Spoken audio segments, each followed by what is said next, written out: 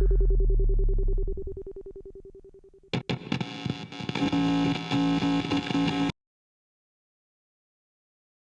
guys, I'm Carly. Welcome to another plugin of the week. For those of you who are maybe not so familiar with us, Point Blank is an electronic music school. We've got courses in London, LA, Ibiza and online. So head to our website pointblankmusicschool.com where you can find out more about our courses, which include DJing, music production, sound engineering and radio. And just a heads up, we've extended our online offer so you can still get 20% off across all of our online courses. This is JC, our creative director here at Point Blank, and today he's going to be chatting through a free plugin. It's called the Molot. It's Russian. It's from Vladka Sound. We googled it and apparently Molot means hammer. Hammer, yeah. In English. Yeah, which I think is probably a good name for it. Yes, but JC can tell you all about it. And if we're streaming live from Studio 5, so if you do have any questions, we would love to hear them. So just post them in the comment section and we'll get to them a little later on. How are you, JC? I'm very good, and you? Good. Good. Practicing your Russian? Well, a little bit. If you look at the interface of this plugin, actually, It's Russian. It can be Russian, but luckily, kindly, they've put an English label, which... Have they? Yes. Ah, yeah. It goes from Oh, look at that. Quite useful, obviously. Very So we've used that plugins before in one tutorial quite a while back when we were doing like a DIY mastering with free plugins. And it's a free plugin. It has been around for a while. Since when exactly? I'm not quite sure. Maybe 4 or 5 years. I can't really remember. Many people may already know that plugin.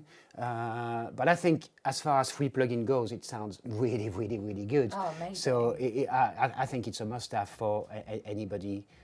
Just because the way it's designed, it has really lovely characteristics. So let's start with having a quick listen. And you can use it. It's the stereo plugin. It can be used in different configuration, and as every all our series of plugin of the week, I'll take through some of the features and the parameters, but also give hopefully some useful tips on how to use compression in general, and in particular that one. So we've got this tune, which is it's one of the tracks we use on our mixing course. It's kind of a rock dancey track. There's loads going on, that's why we use it. And as you can see, there's loads going on in that mixing. Lots of advanced techniques. That's basically a template that our tutors have done in terms of the mix. The multi-track was lended to us very kindly, and it's available on iTunes and etc., the final mix. But so this mix is used in our advanced and mixing courses to highlight a lot of the techniques, side chaining, reamping. The drums have been reamped, and all those kind of advanced techniques. So quite interesting. So I thought I'll use that, and we'll start using that plugin on the drums, because usually that's a good way to start demonstrating, in my opinion.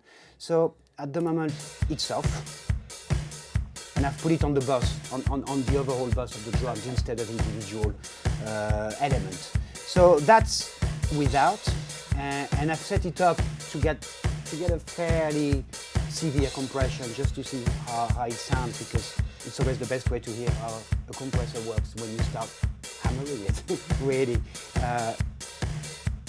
So you see here, I'm quite hammering. You hear immediately the difference. Oh, yeah. Without, with.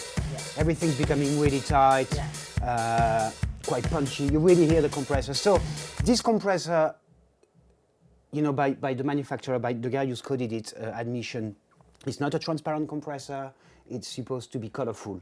Has a lot of characteristics, saturation, all those kind of, that makes more in line with the vintage compressors, maybe like the Fairchild or a Tube Tech, or the kind of usually soft knee opto type of compressors, but it can do a lot more than that, so that's quite interesting. So the best way to set it up is I'm gonna basically bring everything back. I'm gonna reset everything and take it from here, and we'll start going through all the sets. The first thing to do to set it up is choosing the mode, whether you use it in mono, side, mid. It can do all those kind of stuff. It can do mid-side, it can do mid only, side only. It can even do the right channel compressed by the left. so the kind of sidechain. It can do a mono, it can do dual mono as well, which is quite interesting, and stereo. Here, you should use those modes depending on what you're using it for. Let's say, for example, you've got two mono tracks, super wide, all bussing them, then you should really use it in two mono mode, for example. Okay. But if it's a blend and it's a stereo, to get the best picture, you should really use it in stereo mode. That's what it's designed for. So if you put it on a track or a bus, it's likely to be in stereo mode. If you do single, obviously like vocal, bass, then mono mode. And you may want to try to be creative using the mid side as well. So here we're going to use it stereo. So that's the first mode to consider. Then you've got, let's start with a threshold and bring a bit of ratio just to see how it starts working. So on the drums, I'm going to start with a ratio of 4.1. It's quite standard if you want that kind of compression on drums. And I'm going to start bringing the threshold down. So I'm going to have to put it on first, obviously. So here, nothing's happening apart from going through it. And now I'm going to start bringing the threshold down, starting to hit some compression. Really hear it, how you're hammering it. So obviously you've got a makeup gain as well, so if you start hammering it, you're going to bring the makeup gain so you're pretty much in line in terms of perceived loudness on how it sounded before.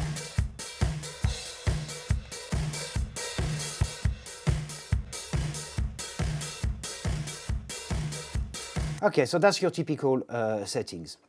Now, what's interesting, and I'm going to start with the attack as the next parameter, which I find quite interesting. Because your typical attack, fast attack, you're really squashing the transient straight away. You're trying to compress the transient as fast as possible to control the peaks. And with a slow attack, typically, you're using it to shape your sound, so you can bring a bit more attack out of it because you compress what comes after. So let's have a listen here. Here I'm really squashing the transient, you hear? On the snare especially. But then if now it's starting to let the attack through, so you're feeling more actually emphasizing the attack. But what is unusual is that compressor's got two modes, the alpha and the sigma mode. With the alpha mode is working, in my opinion, like a compressor does usually, where as soon as it's reaching the threshold and the whatever attack you've set up, it compresses straight away. It compresses straight away. In the sigma mode, it starts the compression afterwards, independent of the attack. It's just a different way for the attack to respond. What it means is it leaves a lot of the transient before starting the compression. So really useful if you want to shape your sound. So let's have a listen to the different settings. Sigma mode, you hear the transient, how they're going through. Alpha mode. You really hear the difference. Although I've got the same attack settings here, which is roughly around 60 milliseconds. Quite slow attack. I mean, it's really shaping. So I think you're, do you have a sound problem, it seems? Is my mic on, Aaron? Doesn't sound like it. Is it, maybe it needs batteries changed. Can I have a look? Yeah. This one on this side is fine. Can we check that? We can carry on. Carry on trying to fix that issue. Sorry, we're live, guys, so that can happen. It was working before we started. Okay, so you really notice the difference in terms of what it does to the attack. Then, so really interesting to play with that. Then you've got the release. So the release mode is typically, if you deal with only peaks, you can have a short release. If you want to compress over a certain period of time, bring a bit of density to a mix, you probably will need to have it a bit longer. Okay. Be careful with too short release time because it can create problem and distortion and things like that. So that's your basic setups here. You've got your ratio, attack, and with the two modes. For me, this is a big part of one of the features of this compressor. Okay, cool. Now we've got soft knee, which is great. So hard knee and soft knee, for those of you who already know, it's how the compressor is starting to compress when it reaches the threshold. In hard knee, it compresses straight away as soon as the sound has gone over the threshold. In softney, the compression is gently starting to compress as your signal approaches the threshold. So that can give you a more natural, less sudden compression. Okay. With hardney, you go from uncompressed to compressed straight away. Right. With softney, you're gradually going into it. That's a simple explanation, but that's pretty much how it works. Usually hardney can work really well on percussion and things like that. With longer sound like vocal, bass, maybe long bass notes and things like that, usually softney. Now here, the beauty of it is you can blend somewhere in between as well. So definitely worth experimenting.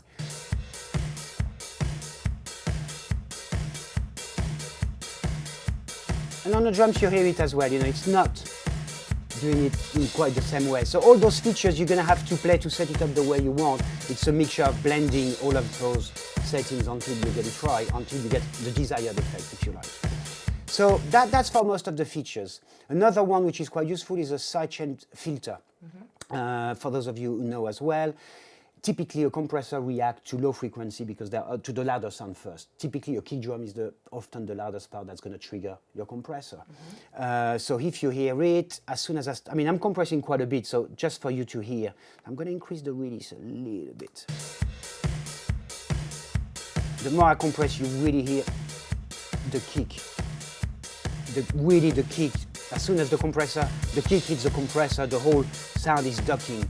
This feature basically allows to filter out before reaching the compressor. So let's say if I was to put it over 200 hertz, anything below 200 won't trigger the compressor.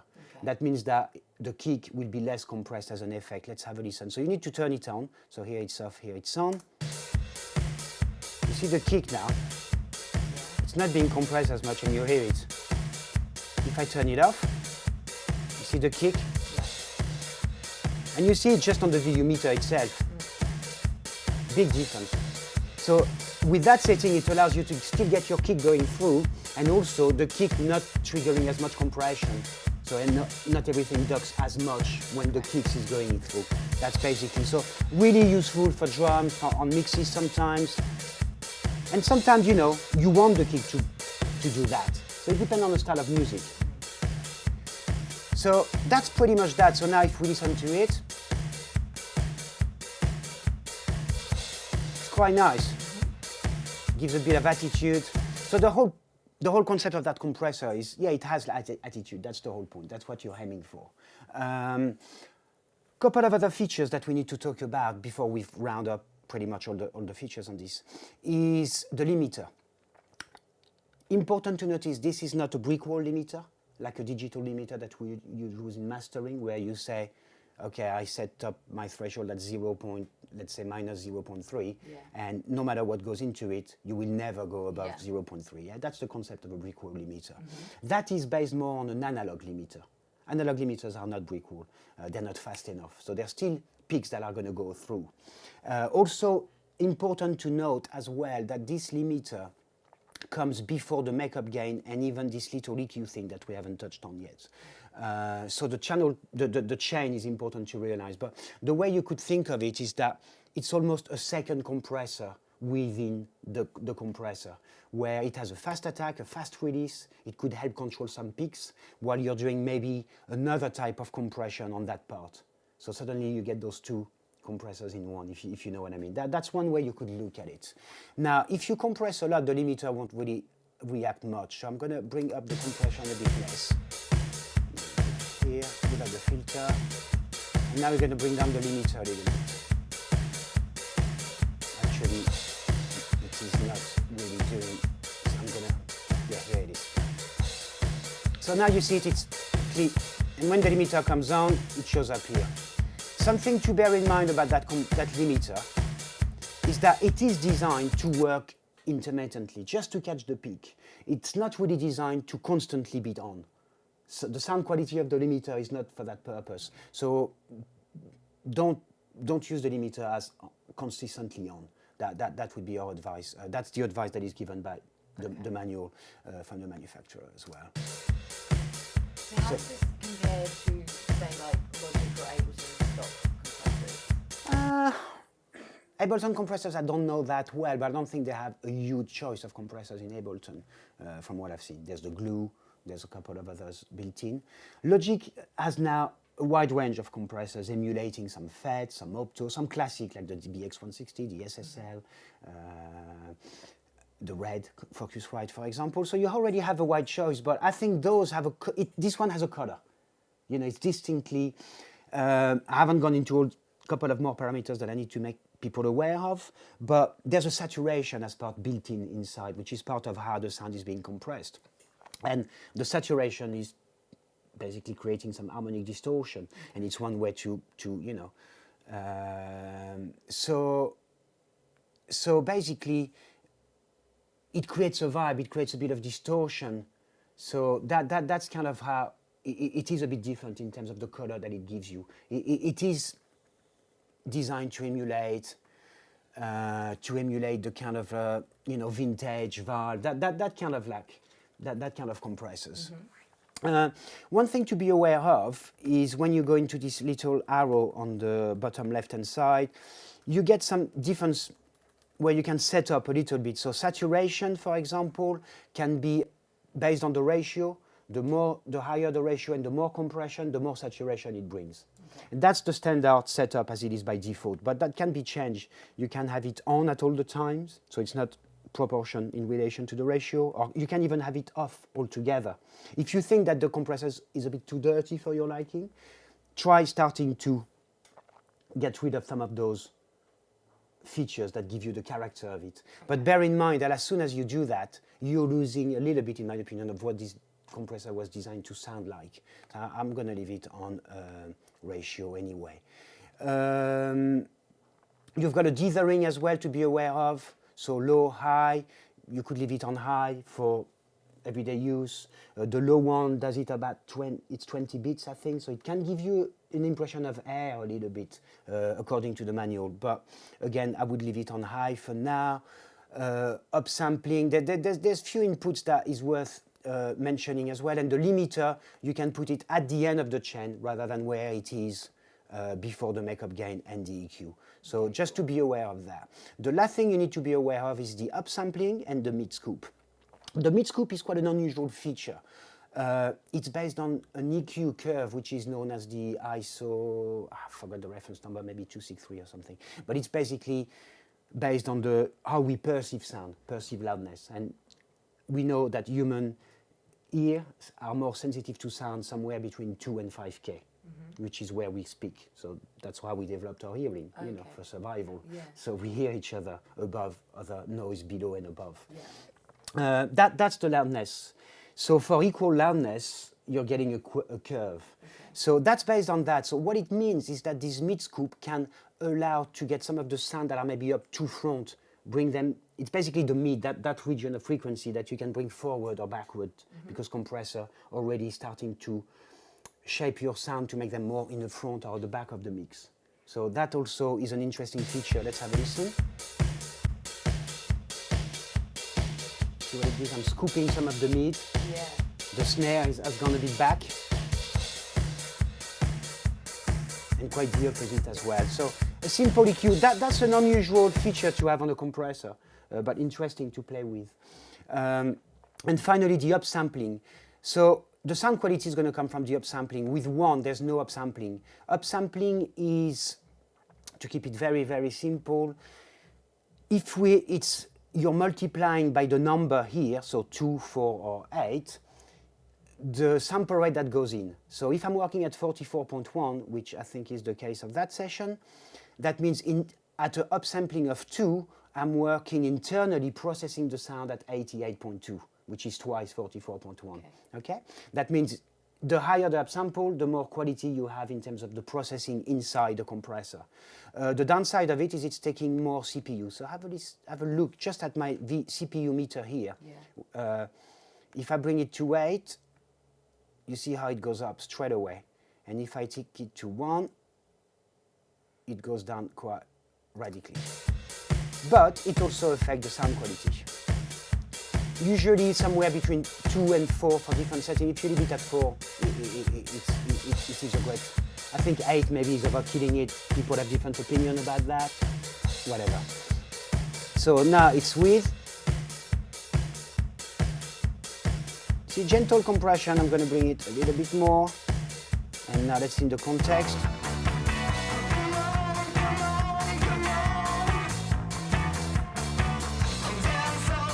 It's really tighten up the drums, like really keep them here, give them a lot of attitude. The downside of it in that track is that there's so much hi-hat going on that it's bringing up all the hi-hat while squashing the snare. But that's because the nature of that song.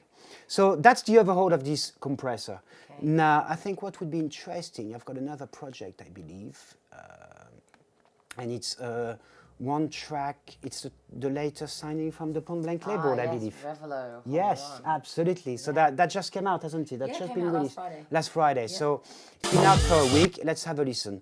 So, like I said, I mean, this is not a transparent compressor. Therefore, whether you're going to use it for mastering, it depends. Because, you know, for mastering, you need some usually compressors that are quite transparent and you go quite subtle in the compression. But I thought it would be interesting to see how it works. So let's bring it in, and I'm going to bring it on Sigma mode, so that means I'm going to leave as much of the attack going through, and I'm going to go gentle on the compression. You know, around 1 to 2 dB maximum of reduction. I'm going to increase a little bit the release around 300. Very slow attack to leave the threshold. Even going to put a bit of filtering. Stereo mode. I'm going to go soft on that one. So here in that mode, all I'm doing is compressing gently, constantly. I'm not controlling the peak. It's usually, that kind of settings for compressor is usually designed to bring a bit of density. So everything that is a bit lower in your mix is coming up. Okay. So it feels a bit more dense. Usually you use a slow ratio for that. And really pay attention to the low level things in the mix.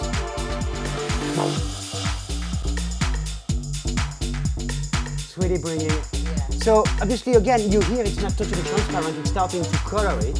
And there's time for electronic music where it's going to be suitable, it's going to work, and sometimes it may not. But I really like the effect. I think it really works nicely. I'm going to bring down to match.